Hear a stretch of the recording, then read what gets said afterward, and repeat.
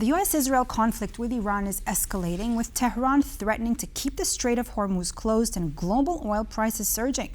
Meanwhile, Washington has issued a temporary sanctions waiver on Russian oil, raising concerns about the impact on Ukraine and Russian revenues. To discuss this and more, I'm joined by my guest, Michael Carpenter, Senior Fellow at the International Institute for Strategic Studies. Michael, so glad to have you here with us on World News tonight here on TVP World. Let me get straight into it. So now we're heading into 3 weeks into this U.S.-Israel war waged on Iran. The Strait of Hormuz remains effectively closed. What options does the West realistically actually have to reopen it? Well, it's going to be extremely difficult, and it's going to take additional U.S. force posture in the region to be able to keep the strait, or to rather reopen the strait and keep traffic moving as it was prior to the onset of this war. Iran has a capability of laying mines in those waters, and it doesn't just rely on large vessels, it can rely on small vessels as well, which means that the U.S. would have to have the intelligence, surveillance, and reconnaissance capabilities overhead to spot all of those mines that are being laid and to remove them, and then to eliminate the capabilities, in other words, the ships that are responsible for laying those mines. I don't know, the administration could potentially be even contemplating the possibility of deploying ground forces to strategic locations such as Karg Island in the Persian Gulf to try to ensure that traffic is able to flow freely. But there remain a host of other threats in the region, including the dog that hasn't barked so far, which is the Houthis, who are Iranian proxies and have harassed shipping in the past and could do so again in the future.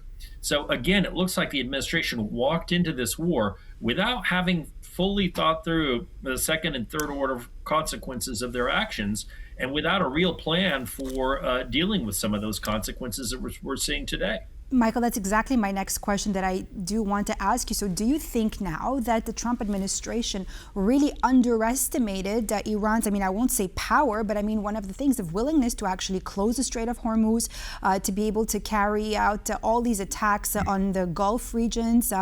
Israel is also being attacked at the same time, the closest ally to the United States. What do you think about all that? Yeah, clearly they did misunderstand what the reaction from Iran would be, and I think there's a couple reasons for that. I think generally speaking, this operation came in the aftermath of President Trump riding high on his operation in Venezuela to remove Nicolas Maduro. That was a surgical special operations force maneuver that was highly successful. And I think Trump likely thought that he could do something similar in Iran without judging the completely different context. And then the other piece to this is that following the operation last summer, Operation Midnight Hammer in June of 2025, the retaliation from Iran was rather limited.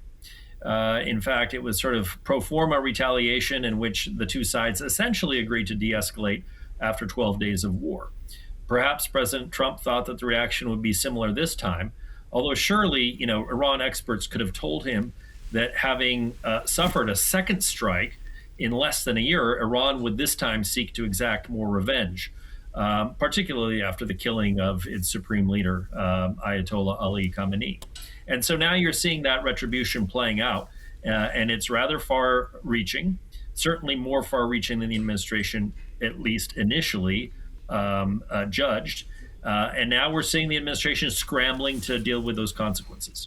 All right, so now one of these consequences, of course, let's talk about the hike in oil prices, right? Globally, right? Now, the U.S., what we know latest, and so far because of all of this, has issued temporary sanction waivers, allowing countries to buy Russian oil, right? Now, don't you think that this actually risks undermining Western sanctions on Russia and indirectly funding its war in Ukraine? Absolutely. This is a huge benefit. Russia is by far the greatest beneficiary of this war against Iran. And now not only is their oil potentially being sold to buyers around the world, but at a markedly increased price due to the spike in global oil prices. So Russia is making a windfall profit right now.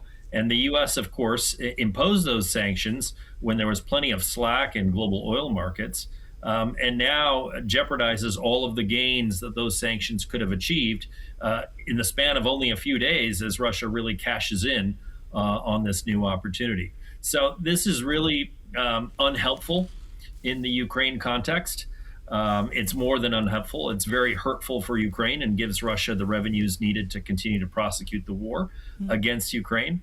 And again, it's one of these consequences that the administration should have been able to foresee before launching this war against Iran, which was a war of choice, of course. War of choice, but do you think he may have been pressured a little bit too much by Israeli Prime Minister Benjamin Netanyahu? Clearly, Prime Minister Netanyahu had a huge influence on President Trump's thinking and perhaps oversold how easy this operation might be. Of course, I don't know what was said in those private meetings between the two leaders, but the initial days of the war were highly successful with the removal of Khamenei.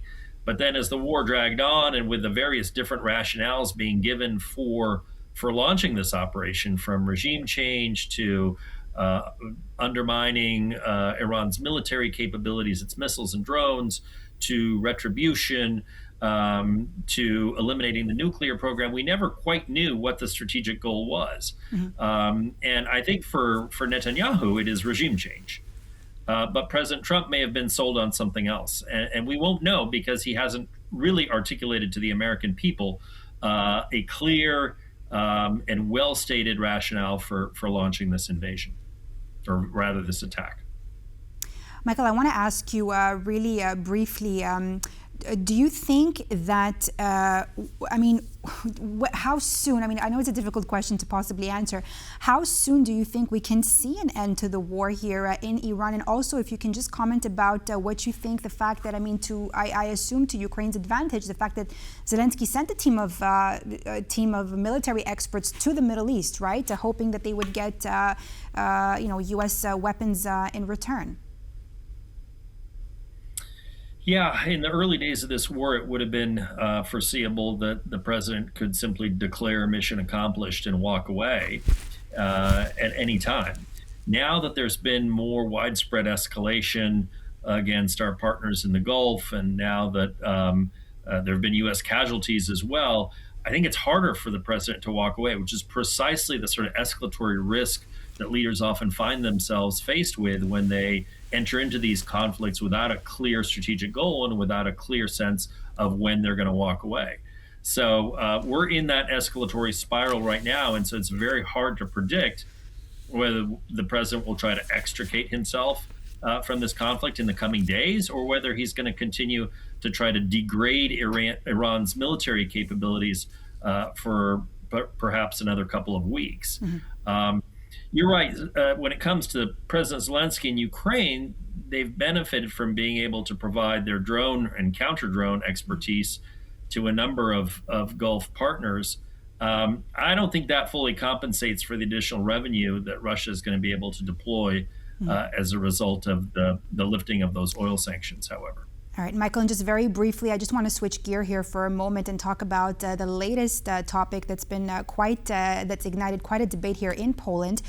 Well, President Nawrocki argues, and we're talking about the EU Defense Loan Safe program, Nawrocki argues that Poland shouldn't tie its security to decisions made in Brussels. He's proposed financing rearmament through central bank reserves, instead what he calls, a sovereign alternative. Now, U.S. Ambassador Tom Rose has also raised concerns that SAFE effectively discriminates against American defense products. As someone who's watched this from the inside, where does legitimate concern end and domestic political convenience begin, very briefly? Well, it's difficult for me to get involved in a domestic political debate within Poland. The SAFE mechanism is a mechanism for providing loans to European countries that want to boost their defense industrial base. So to that extent, I think it's a worthwhile mechanism. Of course, it's for individual countries to decide whether they want to avail themselves of those loans or seek additional sources of financing from other parties, including from their own central banks. So that's a debate for Polish politicians to have. But I would say overall, the SAFE mechanism has brought badly needed financing to European defense industry as it struggles now to try to catch up for decades of lack of capacity. Thank you so much, Michael Carpenter, Senior Fellow at the International Institute for Strategic Studies, for all your expert analysis here on TVP World. Thanks so much. My pleasure. And thank you for watching this edition of World News Tonight here on TVP World. I'm Diana Skaya, and stay tuned with us for more news and exclusive interviews.